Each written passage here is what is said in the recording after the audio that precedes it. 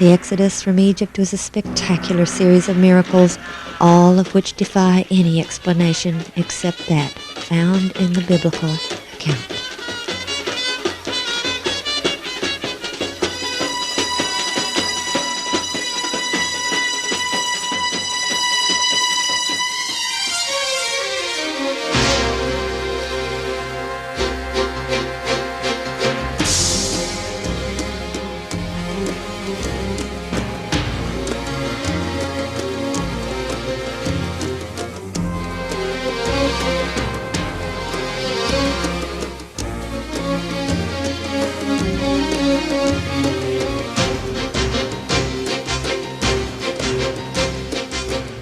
The story of the Exodus conjures up visions of ancient Egypt in all its glory. But to understand the Exodus and who the children of Israel were and why the events of the Exodus occurred, we must begin much earlier and much further north.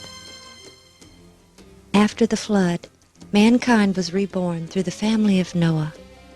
As his family grew, once again knowledge of the true God was forsaken by the majority. Although given the command to go forth and replenish the face of the earth, a large group traveled from the east to a plain in Shinar where they built a city called Babel and began to build a tower that was supposed to reach to the heavens and save them in the event of another flood. But this contradicted God's purpose, and he soon confounded their languages, making it impossible for them to remain as one people. About 425 years after the flood, God called a man named Abram to leave his country, friends, and family and go to a land called Canaan. Because of his faithfulness to the true God while the world around him fast fell to idolatry, the Lord made Abram a promise.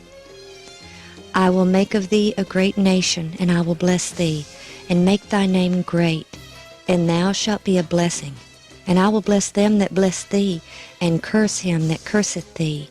And in thee shall all families of the earth be blessed."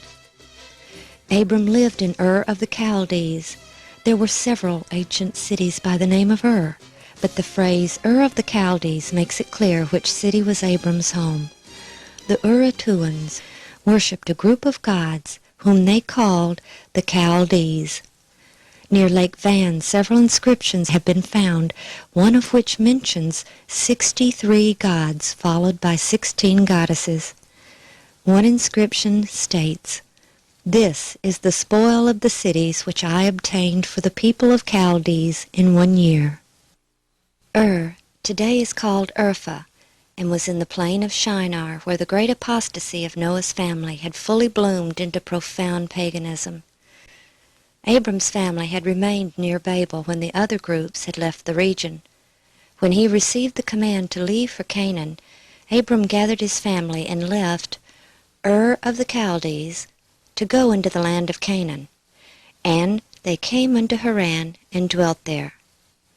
Ancient Haran, where they stopped and stayed until Abram's father died, still bears its ancient name and is located just 19 miles down the Balak River from ancient Ur. Further evidence of Abram, later called Abraham, in this region is the presence of the names of other members of his family, all still preserved within a radius of about 25 miles. His great-grandfather, Serug's, name is preserved in the town of Suruk, about 22 miles west of Haran. And between Haran and Urfa is Tel Terahi, which means the ruin of Terah, who was Abraham's father. And of course Haran was the name of Abram's brother, who was the father of Lot. Slowly at first, in Canaan Abraham's family grew. His son Isaac bore 2 sons, Jacob and Esau. It was Jacob who would inherit the position of patriarch at Isaac's death, and it was his sons and grandsons who would one day formally become the nation called Israel. Among the 12 sons of Jacob, one was especially favored by him, Joseph. And unwisely Jacob showed his favor by bestowing upon the boy a special coat of many colors, which caused great jealousy among the other sons. Their jealousy was made even greater by the dreams that Joseph had and shared with his family, dreams which indicated that he would one day occupy a position of great authority and that the others would bow down unto him. One day when his older brothers were tending the flocks in Shechem, Jacob sent Joseph to see if all was well with them. When Joseph approached them from afar, the brothers' jealousy caused them to plot Joseph's death. Only his brother Reuben saved the 17-year-old's life by insisting that they not kill him, but instead cast him into a pit. Stripping him of his special coat, they did so, and when a company of Ishmaelites taking spices and balm to Egypt approached, they decided to sell their brother as a common slave to these men for 20 pieces of silver. But in spite of the horrendous betrayal and ordeal this young man suffered, Joseph remained faithful to the God of his fathers and became a shining light in a land of darkness. He accepted his life in this foreign land among a heathen nation and became a trusted servant to a high-ranking official of the Pharaoh. Then Joseph was falsely accused of a terrible crime and was imprisoned. When all hope must have appeared lost, he was summoned to interpret the Pharaoh's dreams. The interpretation of those dreams by Joseph had warned of an impending 7-year famine, which was to follow a 7-year period of plenty. Deeply impressed by the young man, Pharaoh asked Joseph's advice on what to do to avert a great nationwide calamity, and because of the wisdom displayed in his reply, the Pharaoh appointed him to collect the grain and prepare for the famine. So grateful was the Pharaoh to Joseph and his God that he appointed Joseph to a position second only to the Pharaoh. "Thou shalt be over my house, and according unto thy word shall all my people be ruled. Only in the throne will I be greater than thou." And it was through the obedience of Joseph that a special haven for the descendants of Abraham was provided. During the famine, Joseph's brothers came to Egypt to get grain. There Joseph recognized his brothers whom he had long ago forgiven. After he had tested them, he revealed his identity to the shocked and fearful sons of Jacob. When they realized Joseph intended no harm to them in spite of their grievous deed, they obeyed Joseph's command that they bring their father and entire family to Egypt. During the famine, Joseph had bought all the land of Egypt for the Pharaoh except for land grants made to the various priests, and allowed the people to live on the land and return 1/5 of their increase to the king. When Jacob's family arrived, the Pharaoh honored Joseph by bestowing upon them the right to live in the best of the land of Egypt, the land of Goshen, which was the beautiful and fertile Nile Delta. It is also called the land of Ramses, or Ra, the Creator, the sun god. And it was here that God's chosen people would grow and thrive, from the 70 souls who came with Jacob until they became a great multitude. Though many have claimed there is no evidence of the story of Joseph in ancient Egypt, on an island just below the first cataract of the Nile, an ancient inscription written around the 4th century B.C. was found which claimed to be a copy of a document written by Pharaoh Djoser more than 1,000 years earlier.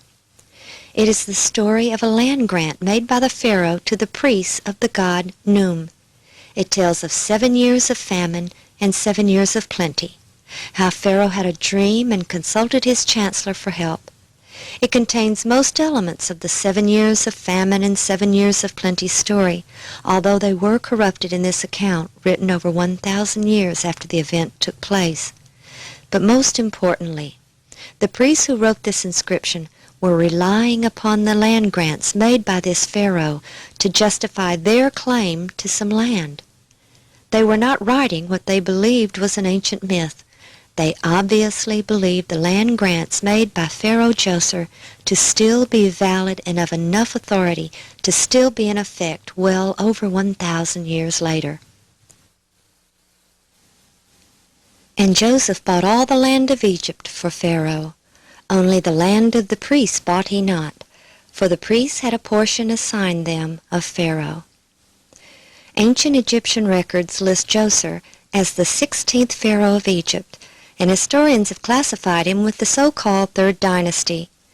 His chancellor, named Imhotep, was first known through the writings of the Egyptian historian Manetho, who in the 3rd century B.C. wrote, During Djoser's reign there lived a man named Imhotep who had the reputation of the Greek god of medicine and who invented the art of building with hewn stone.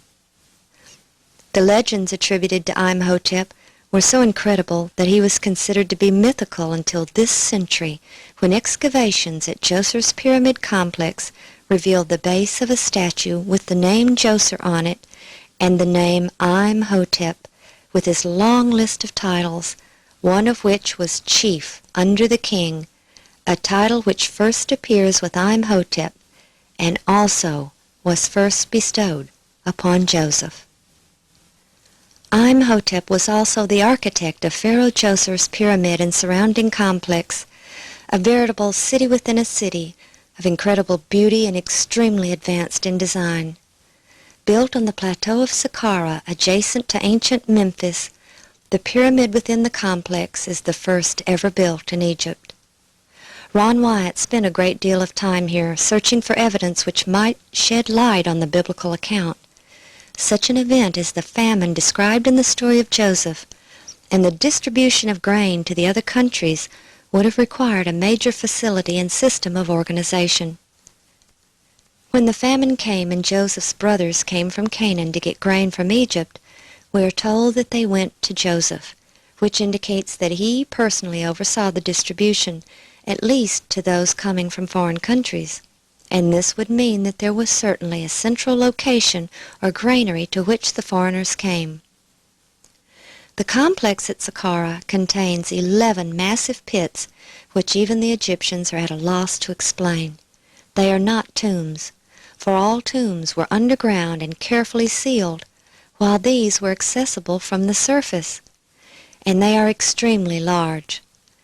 But most fascinating is the fact that they are all connected by chutes. Ron believes these were the grain storage pits of the 7-year famine. As grain was removed from one pit, grain from the other pits flowed through the chutes, making the grain always accessible from one location. These are within the wall of the step pyramid complex, which has only one entrance, and it opens to a long covered passageway with small cubicles on each side, each just the right size for a person to sit with perhaps a small table. The narrow, singular entrance would have allowed only a few people to enter at a time. There was no doubt in Ron's mind that this was the main center of grain distribution on a massive scale.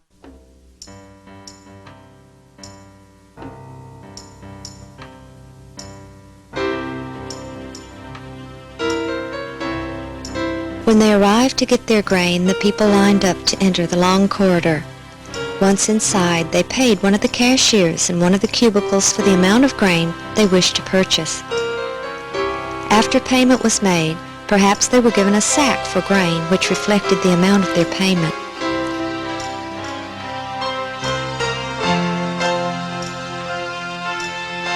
Then they proceeded through the corridor, straight to the area of the grain bins.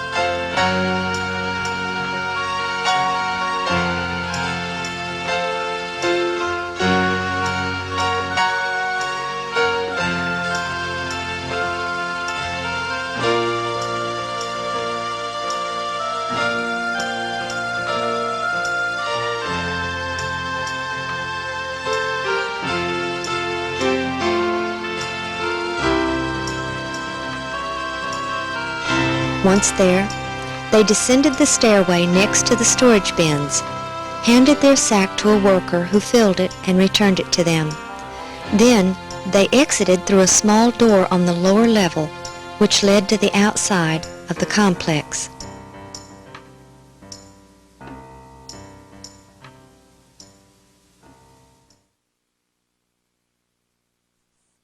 When the pits were first excavated, bits of grain still remained in them, but the official explanation was that it was the remains of food placed in graves for the deceased.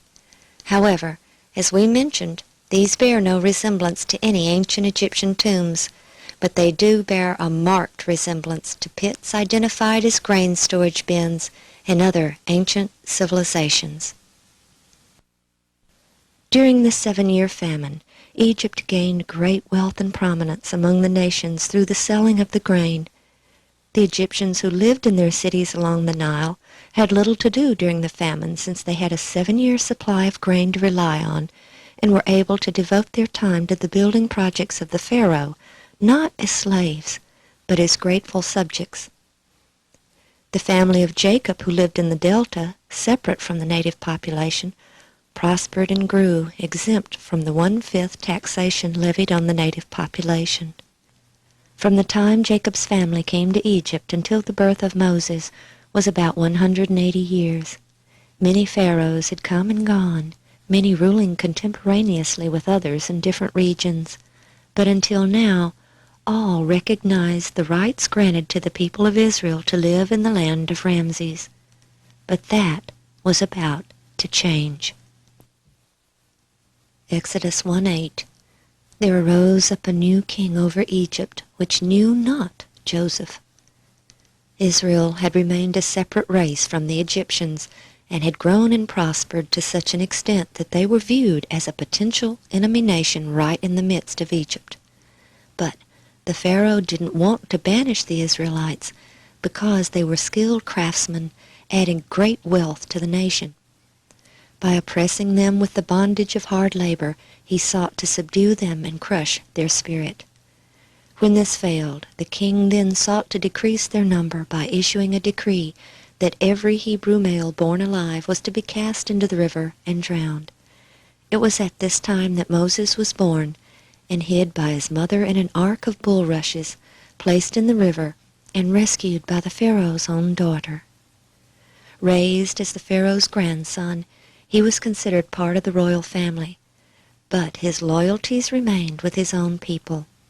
When Moses killed an Egyptian for smiting a fellow Hebrew, he incurred the wrath of his adopted grandfather, the Pharaoh, and he fled Egypt to Midian. There he married the daughter of Jethro, the priest of Midian, a worshipper of the true Creator. 40 years later, he was called of God at the burning bush to lead his now enslaved people out of Egypt. The rest of the story is well known, but the apparent lack of any evidence has led scholars to either doubt the truth of the entire story, to try to downplay the events and explain them in terms of natural science, or explain them as normal events which were blown out of proportion. Ron Wyatt believed they occurred exactly as the Bible stated. After the final plague, which took the lives of the firstborn throughout all of Egypt, Pharaoh called Moses and said, "Rise up, and get you forth from among the people, both ye and the children of Israel, and go, serve the Lord as you have said, and take your flocks and your herds as you have said, and be gone, and bless me also." With sandaled feet and staff in hand, the people of Israel had stood hushed, awed, yet expectant, awaiting the royal mandate that they should bid them go forth. Before the morning broke, they were on their way. The Israelites had been scattered throughout the empire of Egypt by this time. As slaves, they were bound to go wherever they were told to work for the Pharaoh. But during the plagues, they had all slowly returned to Goshen or Ramses. Exodus 12:37. And the children of Israel journeyed from Ramses to Succoth. They journeyed from the land of Ramses or Goshen and encamped or gathered at Succoth. When the people were given the feast of unleavened bread, God told them, "For in this selfsame day have I brought your armies out of the land of Egypt. Therefore shall ye observe this day in your generations by an ordinance forever." This scripture clearly told Ron that they left Egypt that very day, and that Sukkoth was outside of Egypt proper. Many Egyptologists and scholars agree that the ancient Egyptian frontier fortress, called Tharu or Thaku, was ancient Sukkoth of the Exodus account, as it corresponds linguistically with the Hebrew word. Thaku was the last Egyptian city on the northeastern border, and was where the ancient pharaohs organized their armies as they prepared to go to war to the north and east. It was the only place large enough for several million people with their flocks and herds to be gathered together. And the journey of such a massive group would have been impossible without order, and Ron believed that it was at Sukkoth or Thaku that they were organized for travel. Here their journey began, but where were they going? Moses had asked to take the people 3 days' journey out of the land of Egypt to worship the true God. But by the command of God, Moses knew they would not return. He had been in Midian when he had seen the burning bush and had been called by the Lord to deliver his people out of bondage. And though he had been told he would lead them to the promised land, they were first to come to Mount Sinai, for God had told him, Exodus 3:12, "This shall be a token unto thee that I have sent thee. When thou hast brought forth the people out of Egypt, ye shall serve God upon this mountain." Many scholars agreed that Midian was in the northwest sector of present-day Saudi Arabia, but they somehow missed the fact that Mount Sinai was also in Midian. So, from Sukkoth, they set out for Midian and Mount Sinai. But the direct route, which would take them directly east, since they had to go around the eastern finger of the Red Sea, was too dangerous. Exodus 13:17, "And it came to pass, when Pharaoh had let the people go, that God led them not through the way of the land of the Philistines, although that was near. For God said, Lest peradventure the people repent when they see war, and they return to Egypt." The Philistines lived along the coasts. Ancient records show peaceful relations between the Philistines and Egypt at this time, but had they encountered the Israelites, they would have regarded them as escaping slaves and captured them to return them to Egypt. Therefore, God led the people about through the way of the wilderness of the Red Sea. Throughout known history, the desolate peninsula located between the two fingers of the Red Sea has remained uninhabited except for small, isolated groups of Bedouin. The ancient Egyptians operated mines there, but the conditions for life were so terrible that one official left a stele behind telling of his experiences there. Quote, "The highlands are hot in the summer, and the mountains brand the skin." And this desolate and forbidding region, nestled between the two fingers of the northern end of the Red Sea, was quite reasonably called in the biblical account the wilderness of the Red Sea. Instead of taking the people across the flat northern plain, Moses led them through the more mountainous region where they were protected by the mountains. At the end of 3 days, when the Israelites continued their journey, instead of returning in the direction of Egypt, spies and lookouts flashed signals across the mountains. Exodus 14:5, "And it was told the king of Egypt that the people fled." When they arrived at Etham, in the edge of the wilderness, they had almost reached the northern tip of the arm of the Red Sea called the Gulf of Aqaba. But it was here that God had another plan for his people. "And the Lord spake unto Moses, saying, Speak unto the children of Israel, that they turn and encamp before Pi-hahiroth, between Migdol and the sea, over against Baal-zephon. Before it shall ye encamp by the sea.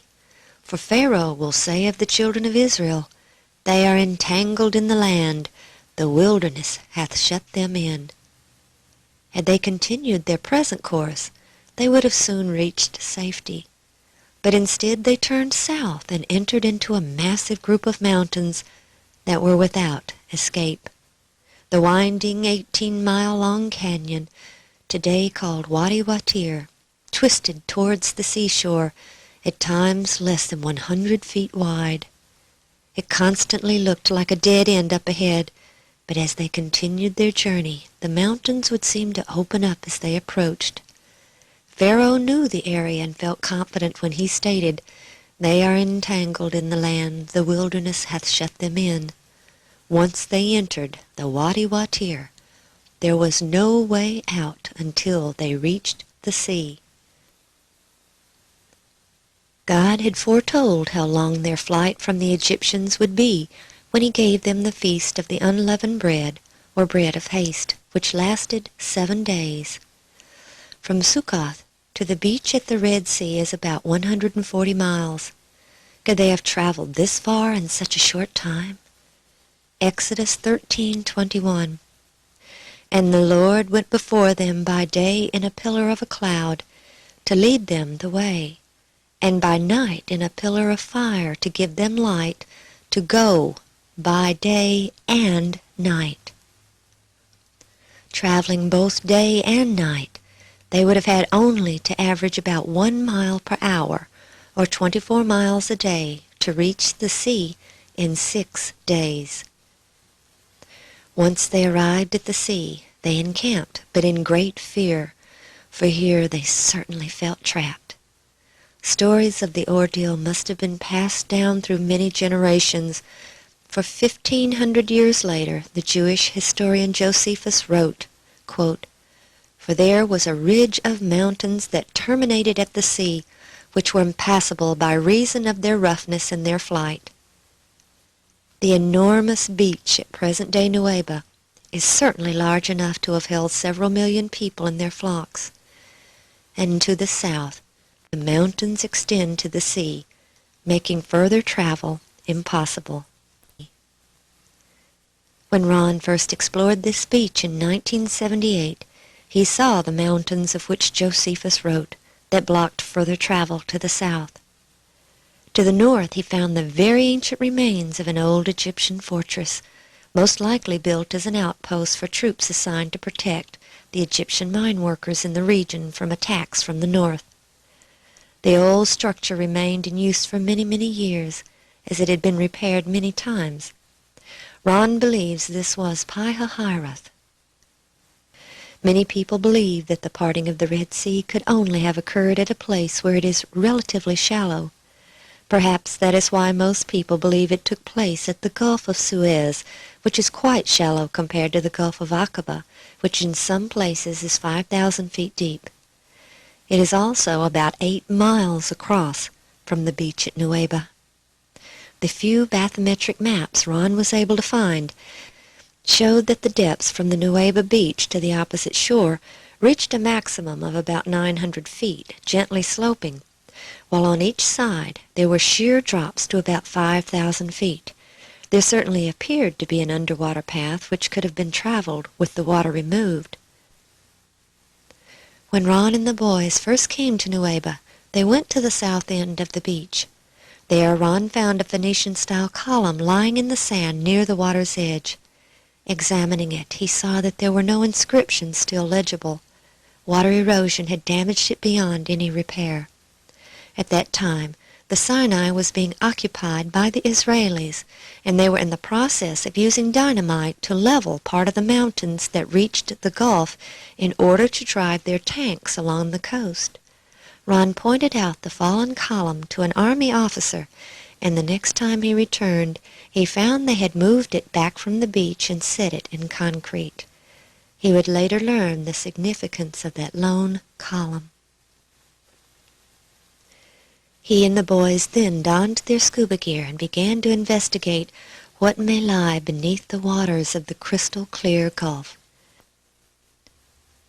The biblical account told of Pharaoh's army being drowned when the parted waters rushed together, and Exodus 14:24 further tells that the Lord, quote, took off their chariot wheels, that they drave them heavily.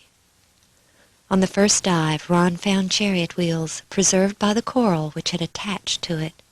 He found an axle with portions of each wheel still present, one lying flat and the other extending several feet above the ground.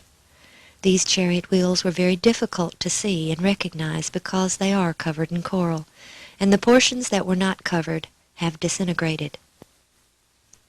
Most wheels he found had 6 spokes. However, he found several 8-spoked wheels. He removed this one and took it to Nassif Hassan, who was then head of antiquities in Cairo. With no hesitation, he told Ron it was from the 18th dynasty.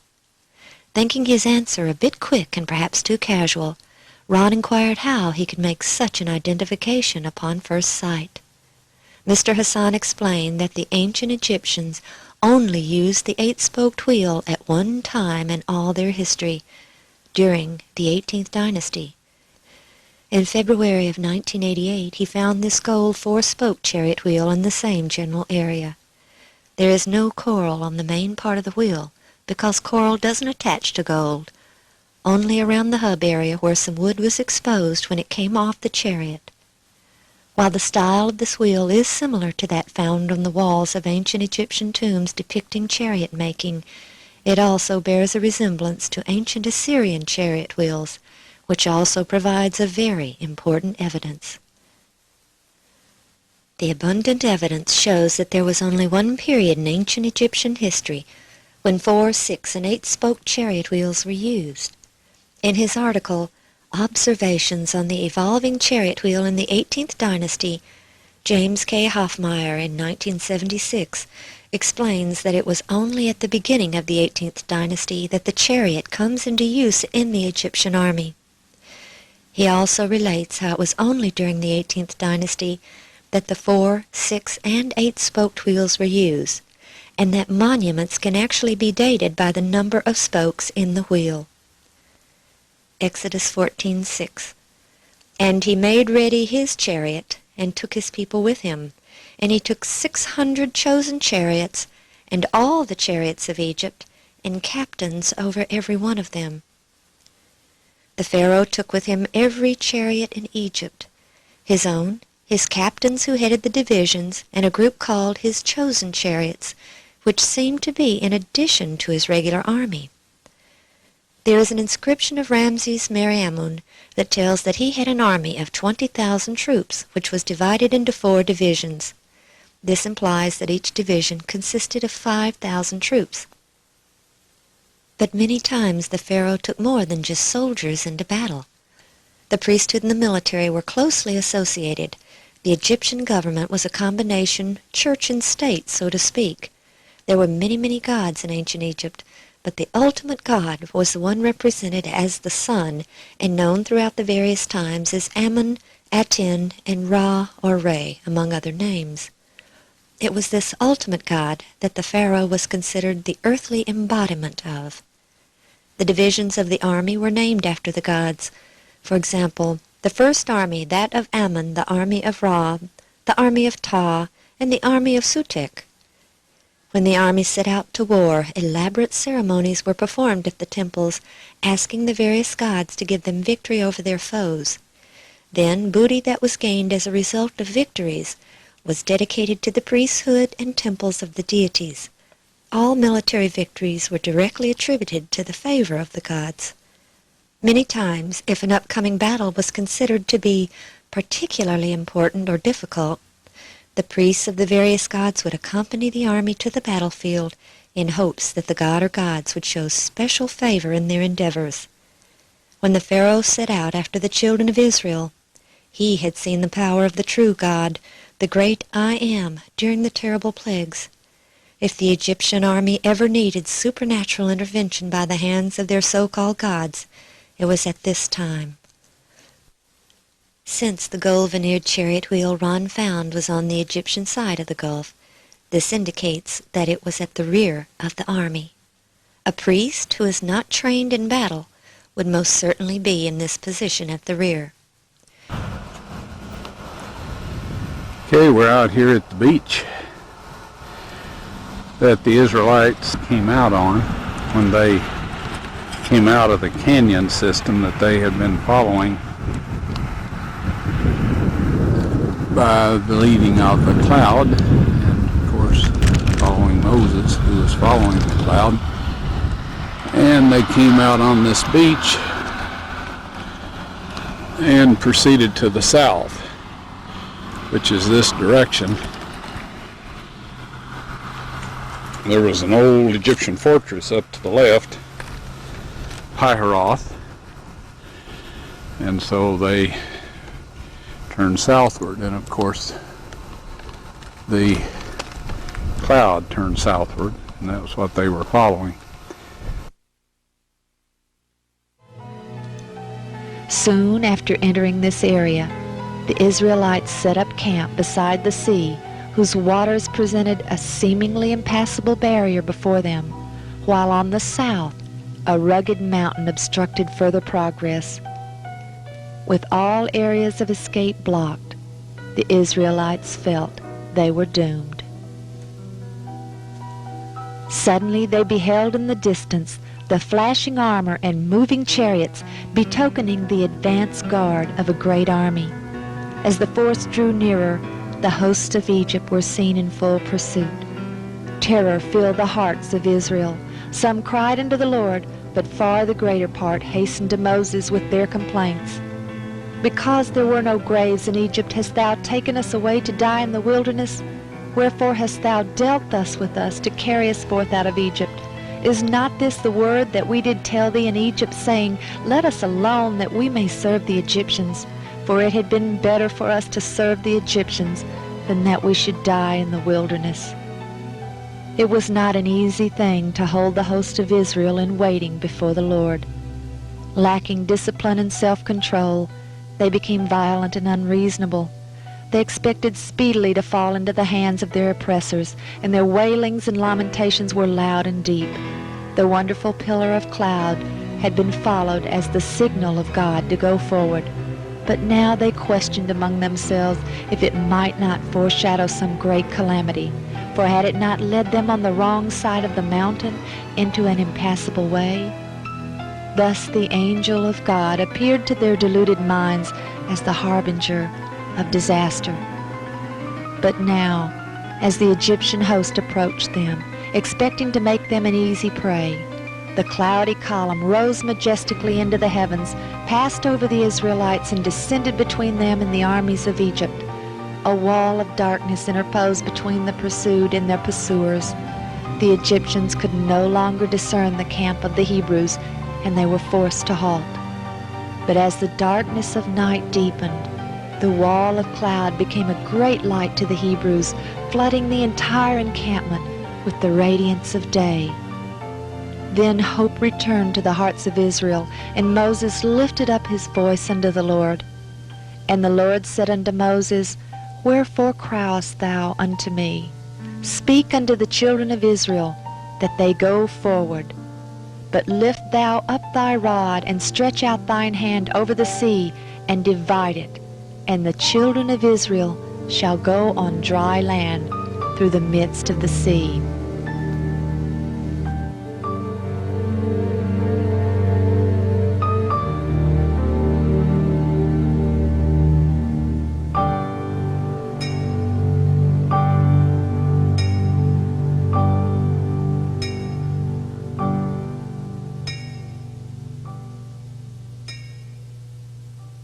From the Red Sea, the great multitude continued their journey, which would take them to Mount Sinai.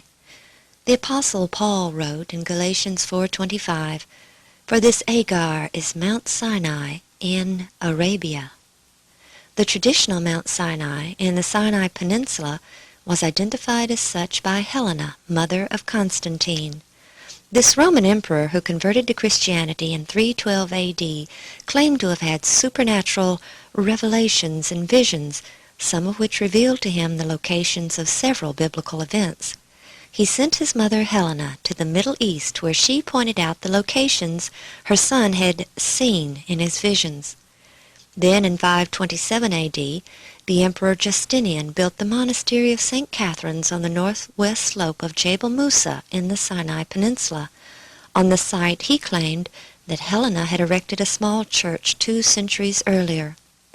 The identification of this mountain rests only on a dream of a heathen convert who sent his mother to identify the mountain based only on his description over 1,700 years after the Exodus. When Ron found the chariot remains in 1978, He knew that the real Mount Sinai was in Arabia, just as Paul had written. He applied for a visa to enter Saudi Arabia and go to Jabal el-Lawz, the highest mountain in the rugged region along the eastern shore of the Gulf. But after 4 years of silence at his request, in January of 1984, he and his sons entered the country illegally by walking across the Jordanian border. Hitchhiking and hiring taxis, they made their way to Jabal el-Lawz. There Ron saw enough evidence to know he had the right mountain, but his excitement was soon dampened when a Bedouin in a pickup truck hastily drove up and told their driver they had to leave immediately for the border. When they arrived at the border, they were arrested. The charge, espionage for the State of Israel. Over and over Ron explained why he was there, and late one afternoon they took him in a helicopter and told him to show them where he believed the great multitude crossed the sea. He directed them to the beach directly opposite Nuweiba, where he could clearly see from the air. They landed, and close to the helicopter was a Phoenician-style column, still standing, with inscriptions in archaic Hebrew. The Saudis made numerous photos, chattering excitedly, and Ron explained that he believed it was erected in ancient times to mark the crossing site, and told them that he had found an identical one on the opposite shore, whose inscriptions had been eroded away since it had fallen in the surf. That column probably saved Ron and the boys' lives. It was the shred of evidence that gave his story credence. But it was 78 days before they were cleared of the bogus charges, which Ron later learned were phoned into the Saudi embassy by an acquaintance who had once worked with him on several projects. 3 weary Americans came home Monday night. Ronald Wyatt and his sons Daniel and Ronald Jr. returned to Nashville at the end of an amateur archaeology expedition that landed them in a Saudi Arabian jail. They entered Saudi Arabia illegally, searching for the site of the biblical Mount Sinai. Ronald Wyatt and his sons are with us in the studios of our Nashville affiliate WTVF to tell us all about it. Gentlemen, good morning. Morning. Mr. Wyatt, you there in the middle, and Yes. your sons on either side. Why did you, I didn't know that Mount Sinai was in Saudi Arabian territory. Why did you think it was?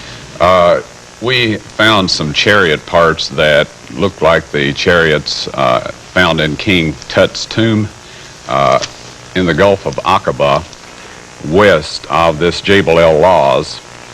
We found these at depths from 60 feet out to 200 feet and over a stretch of about 1.5 miles.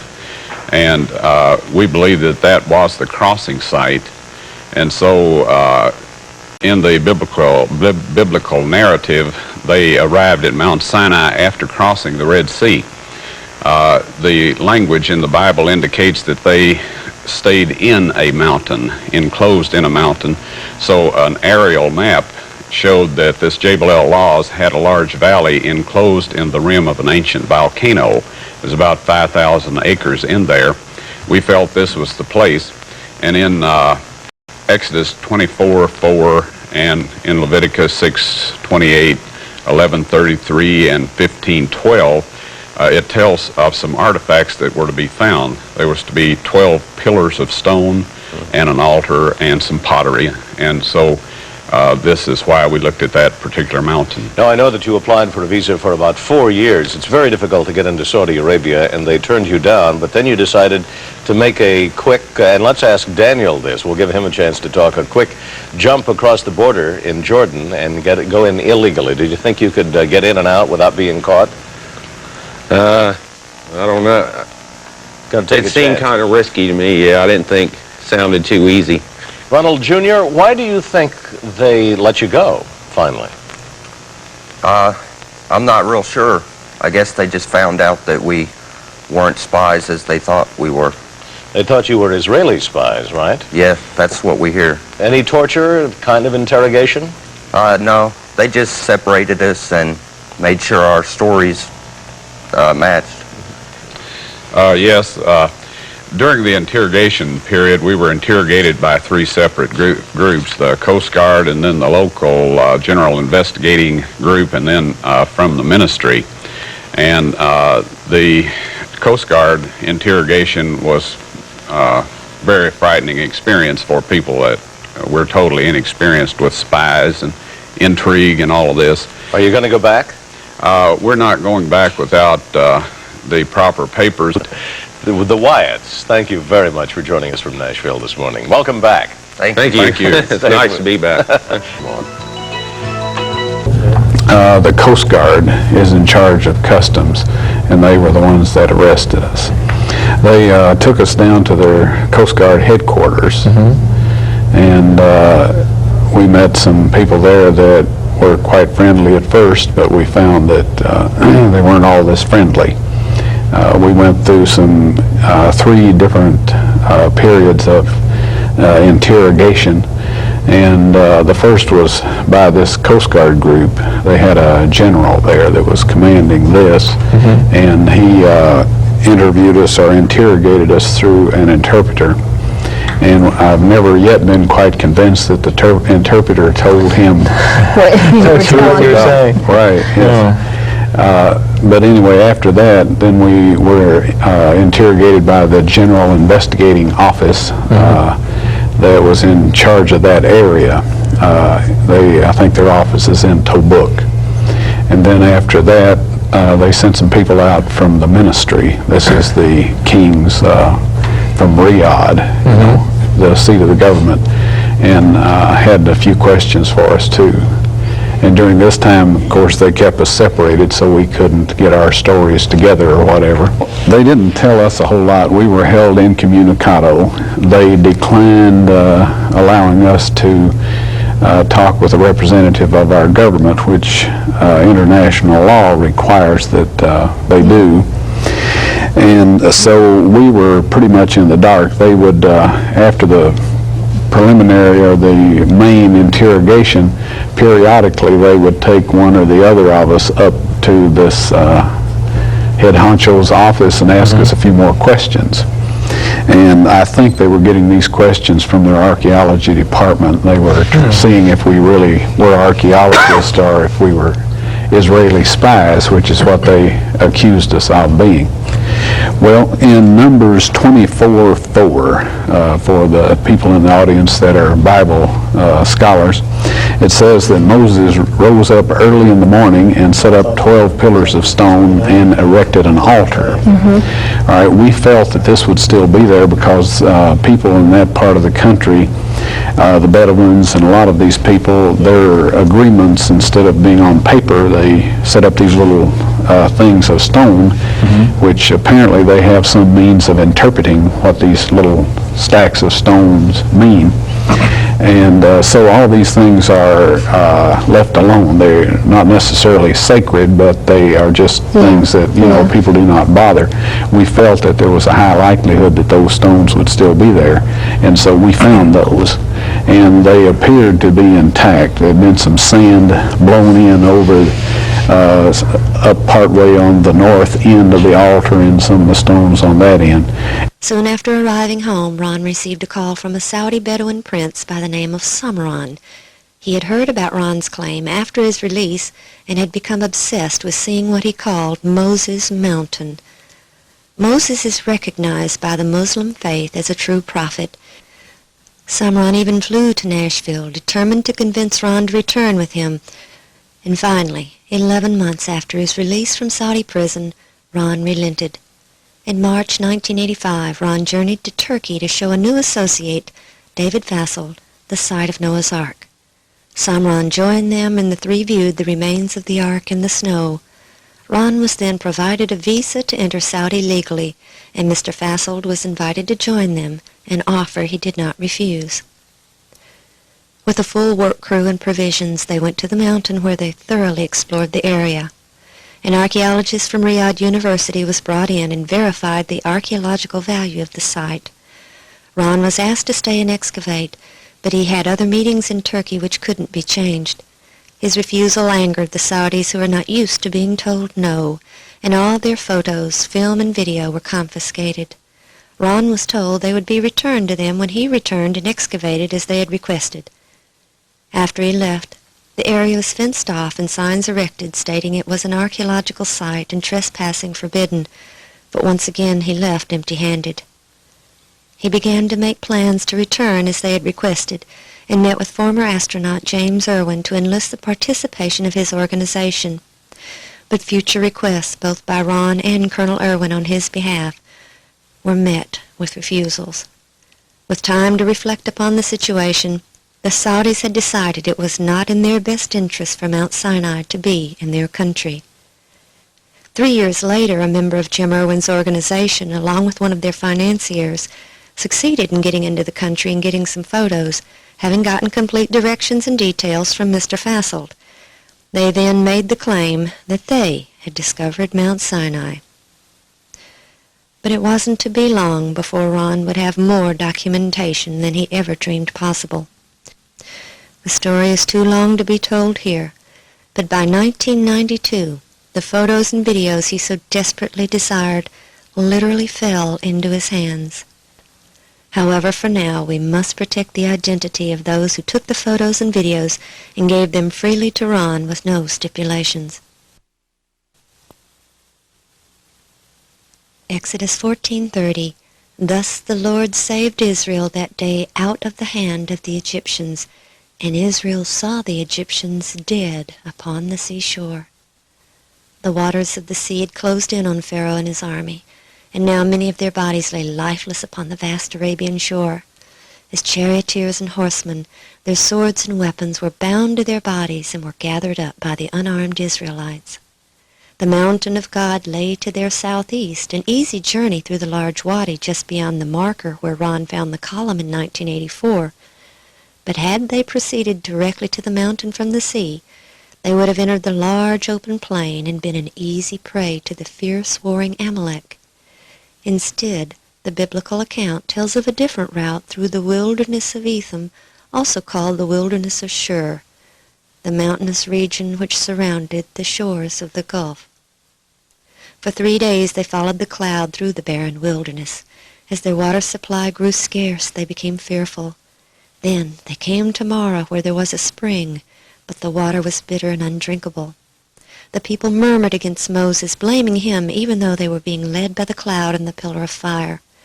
When Moses prayed for wisdom as to what to do, he was shown a tree by the Lord, which he was told to cast into the waters, and which made them sweet and drinkable. There are several springs in this vast mountainous region, but we cannot identify Marah with certainty.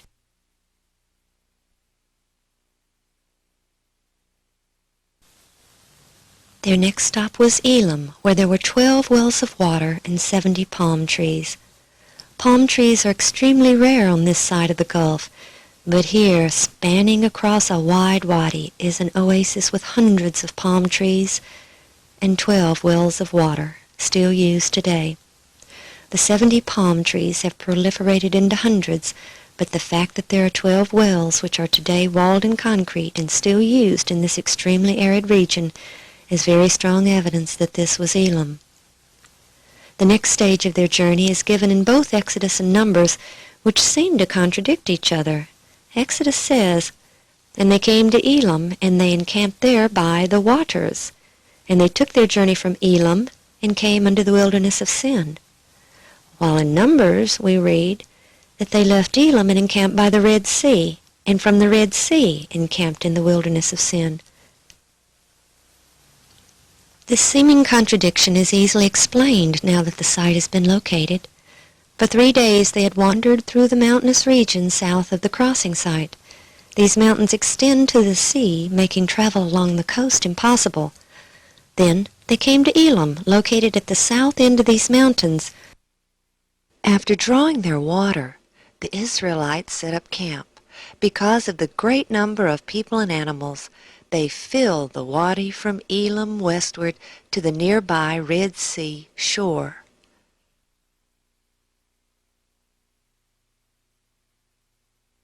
The wilderness of Sin between Elim and Sinai is a large barren plain nestled between the mountains along the sea and the mountain range which contains Mount Sinai. Southeast of Elim is Al-Bad, the largest oasis in the region and the home of Moses' father-in-law, Jethro. Down through the ages until this very day, local traditions abound about Jethro and Moses in Al-Bad. It was in this wilderness of sin that the multitude again murmured against Moses and Aaron for bringing them into this barren desert to die of hunger. And it was here that the Lord first gave them manna, which appeared every day except for the Sabbath. In the south portion of the plain, they retained some protection against the attack of the fierce Amalek, because the mountains along the sea and the longest arm of the Jabal Allah's range extend toward one another, forming a limited barrier to the north. But when they journeyed through the mountain pass, they were fully exposed. And here the cloud turned and led them east into the foothills on the western side of the great mountain range. Here they had limited protection within the hilly region. Exodus 17:1, And all the congregation of the children of Israel journeyed from the wilderness of sin after their journeys, according to the commandment of the Lord, and pitched in Rephidim, and there was no water for the people to drink. And once again the people became greatly upset with Moses. And Moses cried unto the Lord, saying, What shall I do unto this people? They be almost ready to stone me. And the Lord said unto Moses, Go on before the people, and take with thee of the elders of Israel, and thy rod wherewith thou smotest the river. Take in thy hand, and go. Behold, I will stand before thee there upon the rock in Horeb, and thou shalt smite the rock, and there shall come water out of it, that the people may drink. And Moses did so in the sight of the elders of Israel. Visible for many miles around, this large rock, about 6 stories in height, stands atop this hill over 100 feet above the plain. With the elders looking on, Moses climbed atop the rocky hill to the standing boulder and struck it with his staff. From within the wall of the crack, large streams of water flowed out into the plain. The channel as this water cut into the rock is still visible between the large crack, and the direction of the water flow can be seen in the channels cut into the earth. The rock of the hill upon which the boulder still sits displays signs of water erosion. Then came Amalek and fought with Israel in Rephidim. Since the multitude was hidden only in the foothills as they traveled to Rephidim, the Amalek may have seen the cloudy pillar by day and fire by night, which may not have been visible while they traveled through the mountainous region. In Deuteronomy 25:18, Moses recounts the attack and how the Amalek, quote, met thee by the way, and smote the hindmost of thee, all that were feeble behind thee, when thou wast faint and weary. Though a surprise attack from the rear, their position seemed to have afforded them some strategic advantage, for they were able to organize an army and go to battle the next day, armed with the weapons of the drowned Egyptians. And Moses said unto Joshua, Choose us out men, and go out, fight with the Amalek tomorrow. I will stand on the top of the hill with the rod of God in mine hand. And it came to pass, when Moses held up his hand, that Israel prevailed, and when he let down his hand, Amalek prevailed. But Moses' hands were heavy, and they took a stone and put it under him, and he sat thereon, and Aaron and Hur stayed up his hands, the one on the one side, and the other on the other side, and his hands were steady until the going down of the sun. And Joshua discomfited Amalek and his people with the edge of the sword. After the battle, Moses built an altar to the Lord just a few hundred yards from the rock which brought forth the streams of water, and he called the name of it Jehovah Nissi. Rephidim means plains, and the flat land amid the foothills of the mountain range consists of thousands of acres, more than enough room for the great multitude to have camped, and for a great battle to have taken place. They had entered this wilderness of sin exactly 1 month after they had left Egypt, and would reach the encampment at Mount Sinai exactly 2 months after leaving Egypt. This indicates that they spent possibly up to 3 weeks here, and the area is abundant with evidences of their stay. These plains are littered with the remnants of ancient structures such as these round hut circles. Though no one knows their exact function, it appears that a large center stone held up a tent, while smaller stones were placed along the edge of the tent to secure it. This would provide protection for a sleeping family from any wild animals as well as from their own flocks. After the Amalek attack, Jethro, Moses' father-in-law, came with his sons and his wife unto Moses in the wilderness, where he encamped at the mountain of God. Rephidim is located on the western side of the great mountain range the Bedouins still call Jebel Musa. The split rock from which the water came forth was called the rock at Horeb. They were at the holy mountain, but they were on the western side. Their next encampment would be on the eastern side. Exodus 19:1. In the 3rd month, when the children of Israel were gone forth out of the land of Egypt, the same day came they into the wilderness of Sinai, for they were departed from Rephidim, and were come to the desert of Sinai, and had pitched in the wilderness. And there Israel camped before the mount. From Rephidim they continued their journey around the mountain range, first going north, then circling around to the east and south. As they entered the foothills on the eastern side, the rocky cliffs rose hundreds of feet on either side. Sandstone mountains were soon replaced by towering granite cliffs which rose to greater heights around them. Finally, they entered a massive plain surrounded by granite walls, which can be seen in this satellite photo. The cloud which was leading them stopped, and they gazed upon the lofty peak of Mount Sinai. Here was to be their home for almost a year. This was not an arbitrary stop along the route to Canaan. The people had nearly lost all true knowledge of God while under the influence of heathen Egypt. Had God not intervened, all knowledge may have been lost. When called by God to lead the people out of Egypt, Moses had asked, "When I shall come unto the children of Israel, and shall say unto them, The God of your fathers hath sent me unto you, and they shall say to me, What is his name? What shall I say unto them?" The voice from the midst of the fire replied, "I am that I am."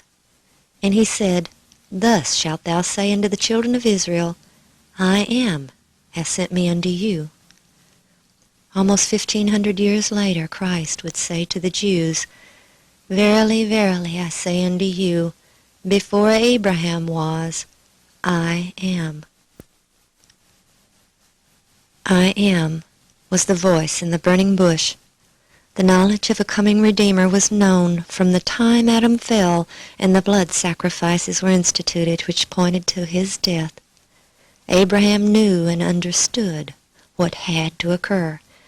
As Christ later said to the Jews, John 8:56, "Your father Abraham rejoiced to see my day, and he saw it and was glad." The events of the Exodus were part of the plan that had been decided in heaven, the plan of salvation for downfallen man, and at the mountain more details of that plan were about to emerge. God was personally intervening to prepare the people who were given the privilege of taking the knowledge of him to the world. As soon as they arrived, God spoke to Moses, Exodus 19:10, "Go unto the people and sanctify them today and tomorrow, and let them wash their clothes, and be ready against the 3rd day. For the 3rd day the Lord will come down in the sight of all the people upon Mount Sinai." Before the Lord came down upon the mountain in the sight of the people, he instructed Moses, Exodus 19:12, "Thou shalt set bounds unto the people round about, saying, Take heed to yourselves that ye go not up into the mount, or touch the border of it. Whosoever toucheth the mount shall be surely put to death." In 1985, Ron and the others had found a number of large circular pillars buried in the earth along these lines in front of the holy area or holy precinct. They are an average of 18 feet in diameter, spaced approximately 5 feet apart, and constructed with 2 walls built of stone. Loose rock was used to fill in between the inner and outer wall. Since they progressed from one side of the mountain to the other, Ron had theorized that perhaps they were the bounds erected by Moses. But at the same time, he questioned why these pillars would contain double walls if they were only boundary markers. Another problem was the fact that only a few inches to a few feet was extending above the ground, while approximately 20 feet was buried. These facts and other evidences led Ron to conclude that these were not the boundaries.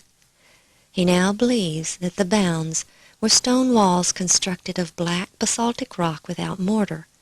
In this region of millions of rocks, it is difficult to distinguish these remains when viewed close up. But from a distance their pattern becomes visible because of their dark color against the neutral tones of the earth. Once located from a distance, they could be recognized at close range. Though mostly crumbled today, they can be seen to follow along these lines. Once the bounds were erected, the people gathered at the foot of the mountain. While in Egypt they had been exposed to the heathen worship of the sun god known as Ra. Here the people would worship God while facing west, with their backs to the rising sun.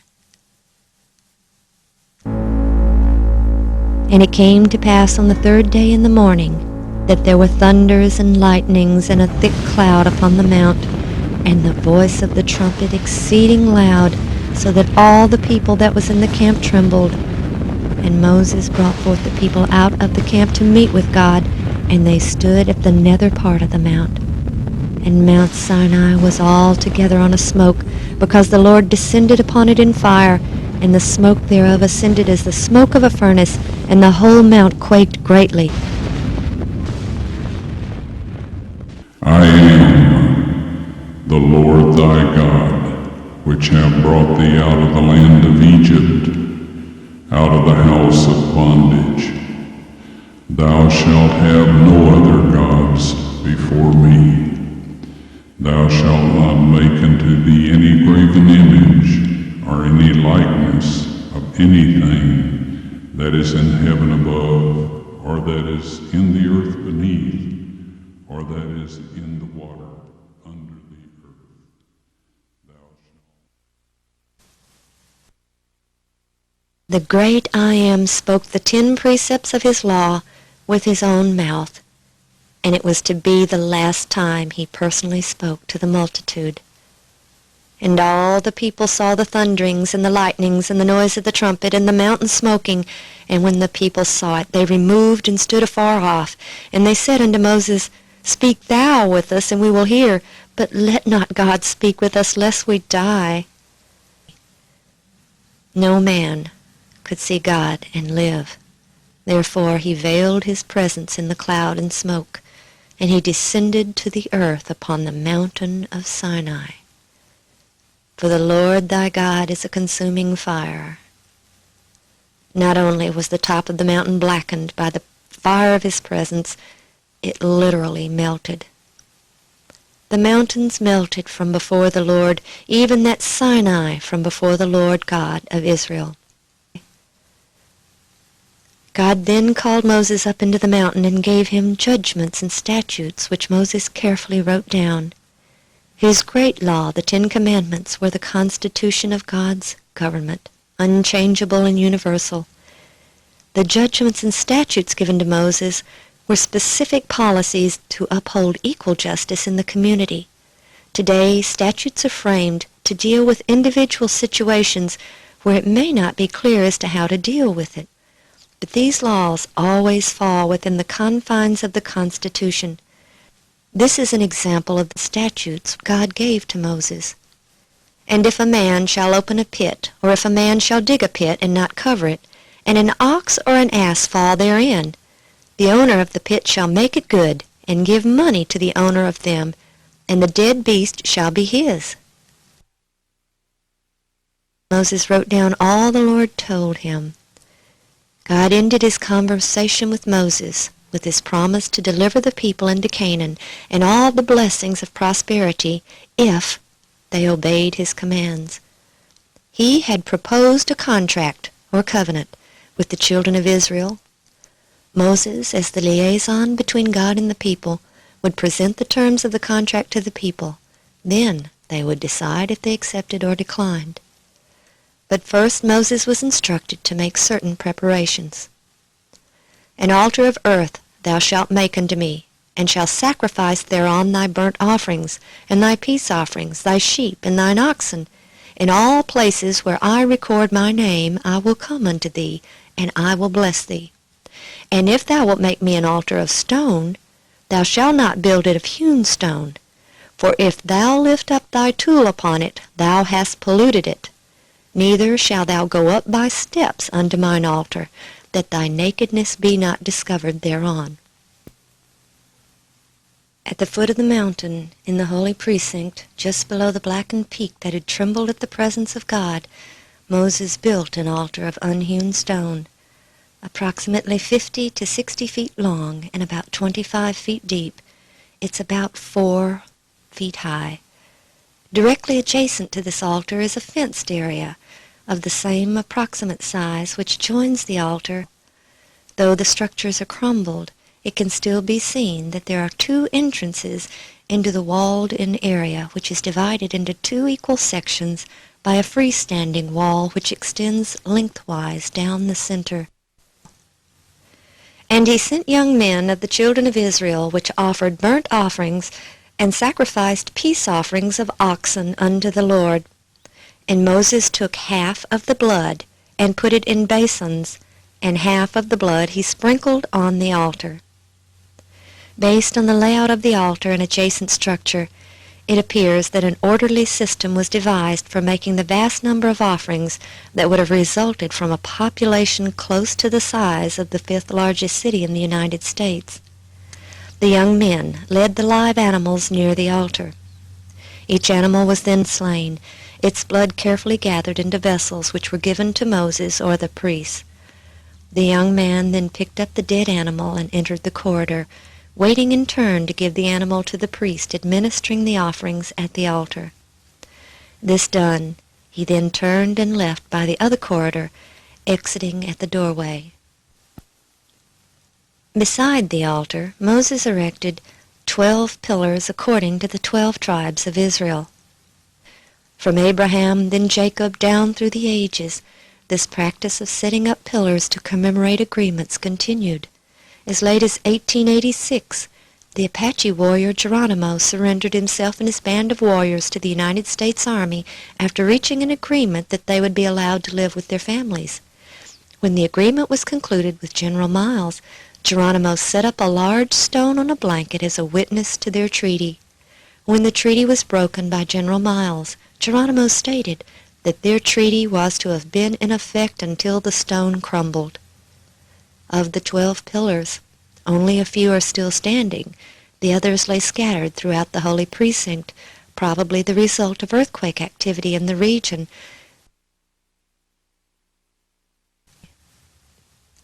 When the sacrifices were made, the terms of the contract or covenant were presented to the people. Moses took the book of the covenant and read it in the audience of the people, and they said, "All that the Lord hath said we will do, and be obedient." And Moses took the blood and sprinkled it on the people, and said, "Behold the blood of the covenant which the Lord hath made with you concerning all these words." The contract between God and the children of Israel was now ratified. God had presented his absolute demands and what he offered in return. The people signified their acceptance and agreement to the terms. The 12 pillars, one for each of the 12 tribes, commemorated the agreement. Moses was summoned again up into the mountain, this time bringing Aaron, his sons, and the 70 elders of Israel. Directly above the altar is a plateau in the mountain just below the scorched black of the high peak. We believe this is where the group of men did eat and drink, and saw the God of Israel, and there was under his feet, as it were, a paved work of sapphire stone, and as it were, the body of heaven in its clearness. They were given the same glimpse of the heavenly throne that Ezekiel saw in vision. Then I looked, and behold, in the firmament that was above the head of the cherubim, there appeared over them, as it were, a sapphire stone, as the appearance of the likeness of a throne. Moses was again called up into the mountain, this time with Joshua. For 6 days the men waited, and then on the 7th day God called Moses up into the cloud that covered the very top of the mount, into the presence of the Lord. For 40 days he remained there while Joshua waited for him in the lower plateau. In the midst of the blackened peak is a hollow area within the burned top which appears unscorched. From this hollow there is a visible pathway leading down to the plateau. We believe this was where Moses met with God and received the ceremonial law, the statutes and judgments, and the 10 Commandments. Moses carefully recorded all he was told. Then something terrible occurred. The Lord said unto Moses, Go, get thee down, for thy people which thou broughtest out of the land of Egypt have corrupted themselves. They have turned aside quickly out of the way which I commanded them. They have made them a molten calf, and have worshipped it, and have sacrificed unto it, and said, These be thy gods, O Israel, which have brought thee up out of the land of Egypt. And the Lord said unto Moses, I have seen this people, and behold, it is a stiff-necked people. Now therefore let me alone, that my wrath may wax hot against them, and that I may consume them, and I will make of thee a great nation. Moses pleaded with God for his people, that he not destroy them, and finally God accepted his plea on their behalf. But Moses' anger with the people was also great. With the 2 tables of stone cradled in his arms, Moses began down the mountain and approached Joshua, waiting in the plateau. As he came near, Joshua said, There is a noise of war in the camp. But Moses replied, It is not the voice of them that shout for mastery, neither is it the voice of them that cry for being overcome, but the noise of them that sing do I hear.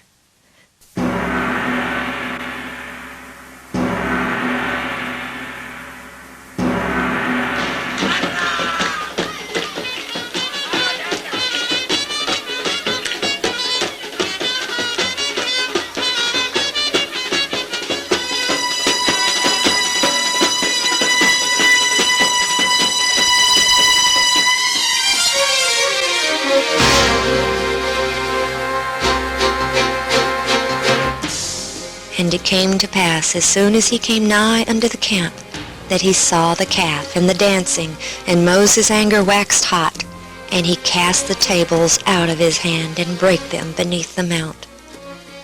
While Moses had been in the mountain, judicial authority had been given to Aaron. Since Moses was gone so long, the people returned to their old superstitions and demanded an image to represent God. The Egyptian cow gods of Hathor and Apis were selected, and a golden calf was made, in direct contradiction to the commandment of God that they were not to make any graven image or any likeness of anything that is in heaven above, or that is in the earth beneath, or that is in the water under the earth. The altar to the golden calf was visible to Moses and Joshua as they descended the mount.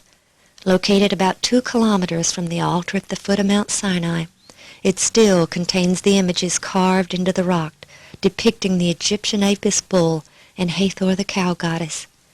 These images made the greatest of impressions upon the Saudi archaeologist in 1985, who told Ron that nowhere else in Saudi Arabia are these found.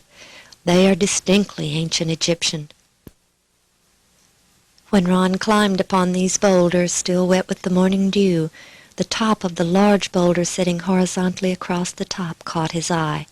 When he wiped away the dew, he saw tiny flecks of gold dust embedded in the top of the rock, which had a smooth indentation along the surface, like something had been ground on it, causing it to wear down the surface. Moses had taken the calf which ye made, and burned it with fire, and stamped it, and ground it very small, even until it was as small as dust. And I cast the dust thereof into the brook that descended out of the mount. The evidence suggests that Moses ground the golden calf to dust on the altar itself. Then, gathering the powdery dust, he put it in the brook that descended out of the mount. Looking down from the plateau, the path of the stream can be clearly seen, although no water flows there today. The evidence indicates that the water from the mountain stream flowed into the lake, and around the lake they built a large system of wells. The wells extended to the bedrock along the stream and around the edge of the lake, with only a few feet extending above the ground. As the water flowed towards the lake, it soaked into the dry, rocky earth down to the bedrock. Then it seeped through the rock walls of the wells and continually filled them to the level of the lake. The double walls of the well, filled with smaller rock in between, acted as a filter and purified the water. Stone walls built of black stone not only lined the bounds around the mountain edges, they also followed along the banks of the stream extending into the holy precinct. Each day as the people came to draw water, they were constantly in view of the magnificent Mount Sinai, which surely impressed them with the knowledge that they were totally dependent upon the Lord for their precious water. There was only one way to enter the holy area. That was through the narrow strip of land between the border of the mountain and the lake on the north end. Even today, this is the only means by which the area can be entered without one having to scale the steep rocky walls of the dry lake bed. The white columns glistening in the sun that had caught Ron's eye just before he was arrested in January of 1984 still lie scattered near the altar. While there in 1985, Ron was told that the white marble shrine that had once been there had been disassembled and taken to Hegel years earlier and used in the construction of a mosque. Only the broken and small pieces had been left behind. But Ron found one piece that contained an inscription in archaic Hebrew. Knowing that he wouldn't be allowed to remove it, he quietly buried it, but he made note of the inscription, which he later had translated. The inscription, though incomplete, was very similar to that one on the column on the beach, and contained Solomon's name, Mizraim, or Egypt, and Moses, which indicated to Ron that Solomon had also erected these items to commemorate the great event of the Exodus. And the Lord said unto Moses, Hew thee 2 tables of stone like unto the first, and I will write upon these tables the words that were in the first tablets, which thou breakest. For 40 days and nights Moses again stayed atop the mountain, and the Lord wrote the 10 Commandments, this time on the stones Moses had prepared. When he returned to the camp with the tables of stone, his face glowed with supernatural light, and the people were afraid to come near him. So he veiled his face and gathered the congregation to tell them all that God had told them. Let them make me a sanctuary that I may dwell among them, according to all that I show thee, after the pattern of the tabernacle, and the pattern of all the instruments thereof, even so shall ye make it.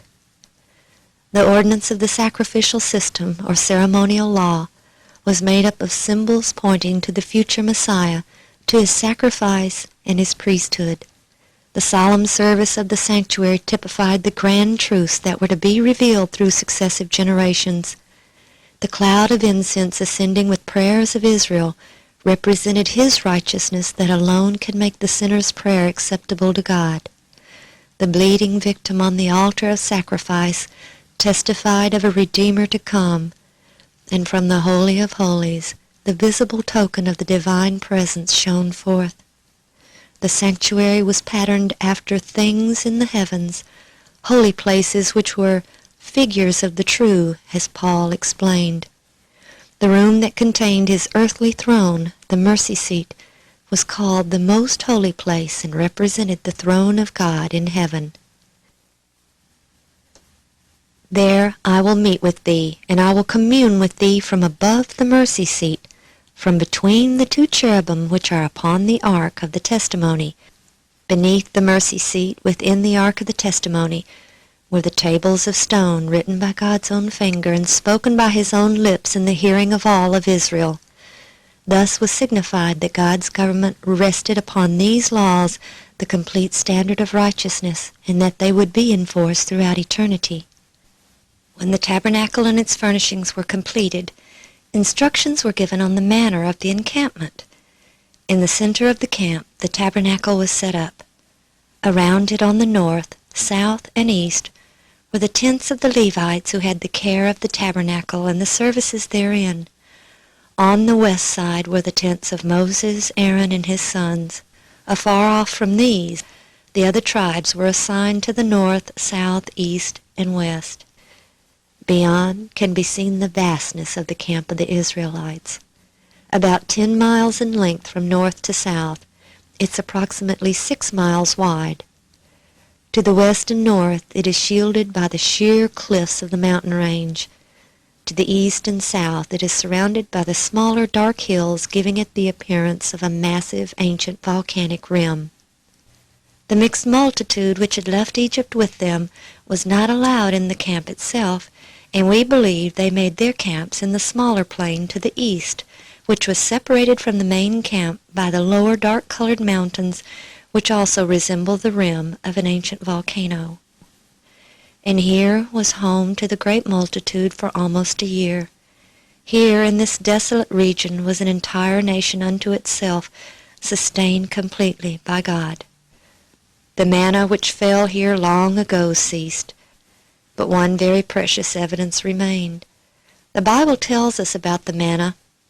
The people went about and gathered it, and ground it in mills, or beat it in a mortar, and baked it in pans, and made cakes of it. The broken millstone that was found in the camp did not belong to any of the handful of Bedouin who still roam through the area today. Their diet consists largely of dates, figs, camel's milk, and camel's meat. There is no grain here, no wheat, no corn. There is nothing to grind. But over 3,000 years ago, a whole nation of people daily ground manna in mills, and one of those broken millstones was left behind. After all the wonderful miracles God wrought in the deliverance of His people, when they left Mount Sinai and came to the border of the Promised Land, because of their lack of faith, God did not lead them in.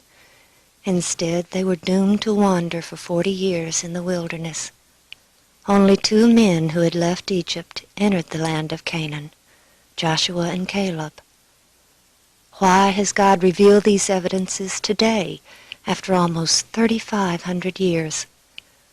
Paul wrote in 1 Corinthians 10:11, "These things happened to them for ensamples, and they are written for our admonition, upon whom the ends of the world are come." Today we are at the border of the Promised Land, not the Canaan of old, but the city which hath foundation, whose builder and maker is God. Will we enter? Blessed are they that do His commandments, that they may have right to the tree of life, and may enter in through the gates into the city.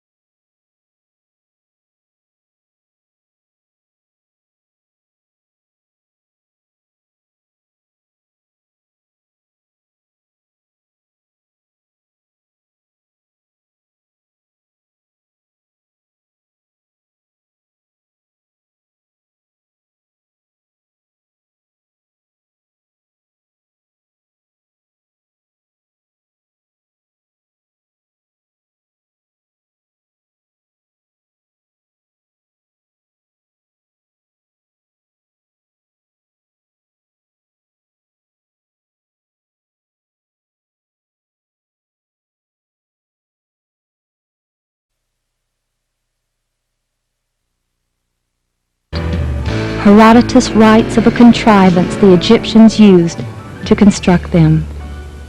Quote, "The method employed was to build it in steps, or, as some call them, tiers or terraces.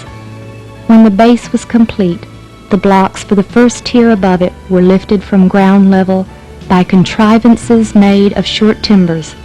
On the first tier there was another, which raised the blocks a stage higher, then yet another which raised them higher still. Each tier or story had its own set of levers, or it may be that they used the same one, which, being easy to carry, they shifted up from the stage to stage as soon as its load was dropped into place. This passage, combined with the study of hieroglyphics, led Ron to his conclusion."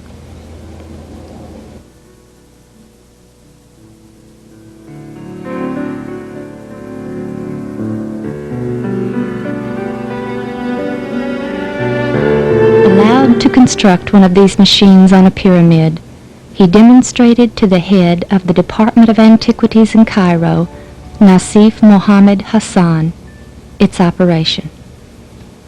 Mr. Hassan then showed Ron some pieces of wood they had stored, which they had believed were parts of a boat. But when they tried to assemble them, they couldn't. So they simply placed them in storage. As they examined these pieces, they now knew what they were.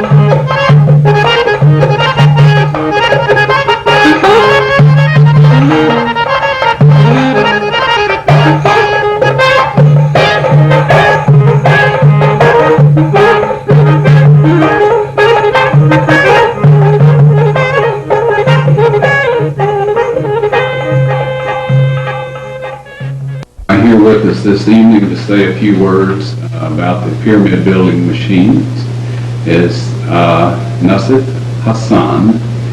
He's the director of antiquities in Egypt, and he will give you an idea of what he believes about these, how the pyramids were built. Very glad to see that this machine, which Mr. White showed me, and I think they used something like that.